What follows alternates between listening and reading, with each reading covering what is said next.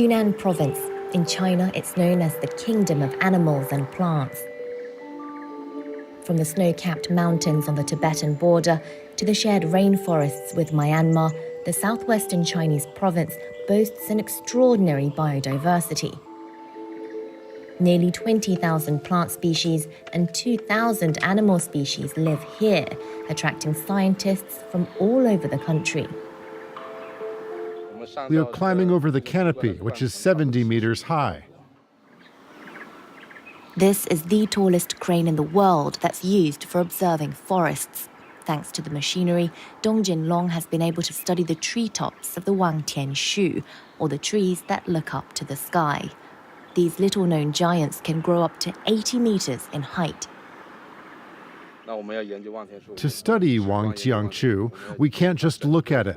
We need to know the microclimate here and the plants in its ecosystem. Thanks to this crane, we can approach them easily and even touch them without damaging them. Researchers have found nearly 7,000 plants in an observation area that spans 1 hectare, such as these orchids. You can see that there are many orchids growing on this Wangtiangshu.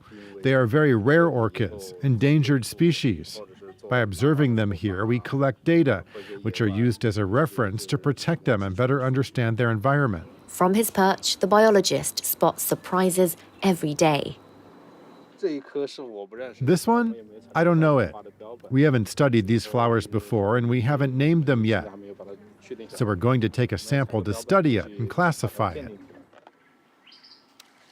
Last year alone, Dongjin Long and his colleagues discovered dozens of new plant species. The samples are dried, archived, and sent to research centers across China. Meticulous work that is essential to know how to protect the plants. In order to preserve biodiversity, we must first know which species are the most fragile in a given area. For example, here, the Wangtiangshu are quite rare, so it's urgent to protect them. More than 40% of Yunnan is covered with forests, but they are threatened by intensive agriculture, especially rubber plantations. The surface area for rubber trees has almost tripled in 30 years. This used to be a plantation. Now it's a small jungle, maintained by Swiss biologist Gerard Bürgermeister. Passionate about local biodiversity, he has devoted 20 years of his life to recreate it on this plot of land. This is in 2003. When we arrived, we only had rubber trees. Now we have about 300 species of tree, not counting all the other vegetation, the little plants and flowers. Over time, insects, birds and bats have come back, creating a whole new ecosystem, an experience of harmony with nature, which Gerard would like to see replicated elsewhere.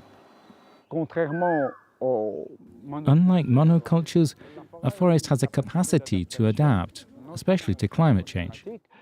Planting trees and making a small, very pretty forest on just 2 hectares is great, but if we could have a wider impact, of course it would be even better. Xi Jinping's life mission is to raise awareness about environmental protection.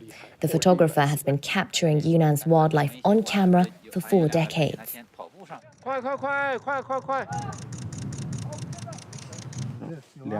Today he takes tourists up a 4,000-meter mountain so they can see for it themselves.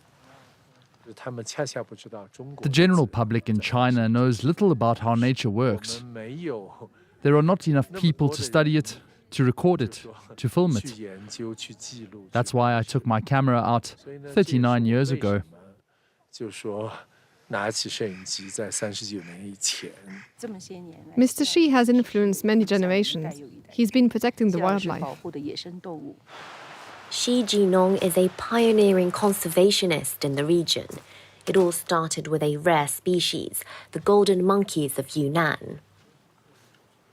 These photos raised awareness about their existence and helped protect their habitat, which had long been threatened by deforestation. Now their population stands at around 3,000. This group lives in a reserve that's easily accessible to tourists. But for the photographer, there's something artificial about their new lodgings. Here it's easy to observe the monkeys on a daily basis. But in 1992, when they were in their natural habitat, I tried to film them for 3 years and I only managed to spot them twice. It's totally different. Knowledge is key to protecting biodiversity. At Xishuangbana Botanical Park, education starts at a very young age. These 8-year-olds already know more than many adults. With its aerial roots, the banyan tree will strangle the palm tree and absorb all its nutrients. You're so smart. The teacher says it's crucial that younger generations learn about the environment around them. Awareness and behavioral change are the most important tools to protect biodiversity. So these children are our top priority. Yunnan province represents just 4% of China's landmass, but is home to more than half of the country's biodiversity.